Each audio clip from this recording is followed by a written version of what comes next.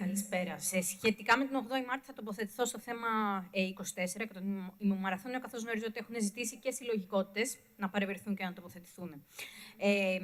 Ένα πολύ μικρό σχόλιο σχετικά με την Κία στο Μητροπολιτικό Πάρκο στο Γουδί. Εγώ δεν έχω αυτή τη στιγμή κάποιο πρόβλημα, κυρία Ζαχαροπούλου, με το. Προφανώς είναι ένα βουλευόμενο σώμα, το Κοινοτικό Συμβούλιο θα πάρει μια απόφαση. Αυτό που λέω είναι ότι αυτή τη στιγμή υπάρχει ένα πολιτικό σχέδιο του Δήμου να κάνει ειδικό πολεοδομικό σχέδιο εκεί.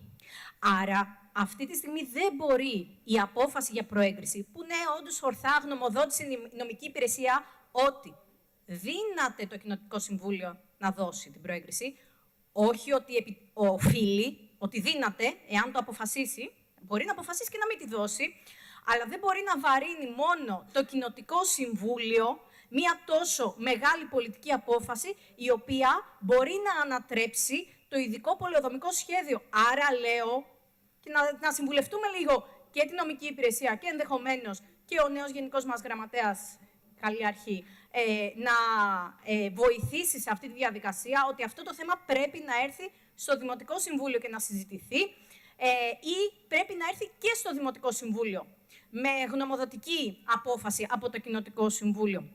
Επόμενο, για την παιδική χαρά, εκτός από το ζήτημα, τα ζητήματα δημοκρατίας, τα ζητήματα του πώς επικοινωνούν οι κάτοικοι κτλ., που θα αναφέρω μετά, υπάρχει και ένα πολύ σημαντικό θέμα εδώ πέρα. Το πρώτο είναι ότι το πάρκο των αισθήσεων δεν είναι πρόβλημα επειδή δεν είναι τυπικά χαρακτηρισμένο πάρκο. Είναι γιατί ο τρόπος με τον οποίο έχει φτιαχτεί ευνοεί ακριβώς τη σημερινή του λειτουργία, που είναι dog park.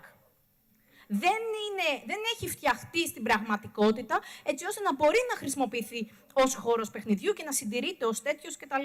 Επίσης, είναι πολιτικό ζήτημα, γιατί μπορεί ο Πανδά και η Τεχνόπολης να είναι διαφορετικού είδους νομικά πρόσωπα, αλλά εδώ πέρα δεν πρέπει να γελιόμαστε. Η πολιτική ευθύνη για το πού θα παίζουν τα παιδιά μας πρέπει να παίρνετε μέσα στο Δημοτικό Συμβούλιο.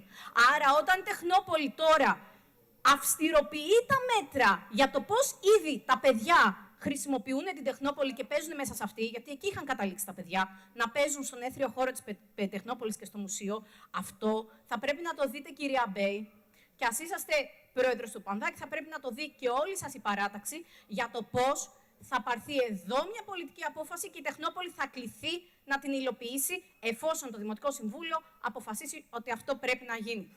Και τέλος, ως προς τα αιτήματα και το θέμα το οποίο ανέφερα, εμείς έχουμε άλλη αντίληψη. Οι κάτοικοι δεν πρέπει και δεν χρειάζεται να έχουν τα προσωπικά μας τηλέφωνα, ούτε τα προσωπικά μας email. Αυτό που είπα, και το είπα κιόλας ξεκάθαρα, κυρία Πρόεδρε, ότι δεν βαρύνει εσάς, γιατί εσείς είσαστε καινούρια πρόεδρος. Βαραίνει όμως όλη την παράταξη που θα έπρεπε να έχει βρει μια λύση μέχρι τώρα. Είναι ότι πρέπει να υπάρχει μια διαδικασία.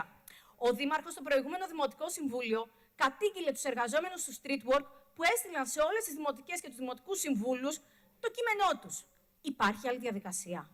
Υπάρχει δημόσια κάπου διαδικασία που να λέει ότι όποιος κάτοικος θέλει να στείλει έτοιμα πρόσκληση. Εμένα μου έρχονται και πρόσκληση για κοπές πίτας που δεν ξέρω, και κάποιος έχει πάρει το email μου, καλώς. Από τους λιμνιώτες, τους λεσβιώτες. Καλά κάνουν οι άνθρωποι και τα στέλνουν, αλλά δεν υπάρχει άλλη διαδικασία. Δεν υπάρχει κάπου που ο κάτοικος να ξέρει ότι θέλω να στείλω ένα αίτημα για να συζητηθεί στο Δημοτικό Συμβούλιο. Μόνο στα κοινοτικά συμβούλια είναι ξεκάθαρο ότι υπάρχει mail και το στέλνουμε. Θέλω να στείλω ένα αίτημα για το Δημοτικό Συμβούλιο, πρέπει να το στείλω εκεί για να πάρω πρωτόκολλο, εκεί για να πάει στην πρόεδρο και θα πρέπει να ολοκληρώσετε. Ναι.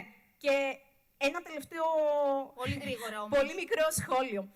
Είναι πολύ ευχάριστο το φάσμα της δεξιάς και της ακροδεξιάς να συντονίζεται στην επιχειρηματολογία, γιατί έτσι πέφτουν λίγο και οι μάσκες. Αν τα σύνορα της χώρας όμως είναι 1,5 μίλι από τυχείο, εκεί που έδρασε δηλαδή το ελληνικό, 1,5 μίλι, όχι 12 ούτε 15, τότε μάλλον άλλοι έχουν καλές σχέσεις με τη γείτονα χώρα, τόσο καλές που χαρίζουν χωρικά ύδατα.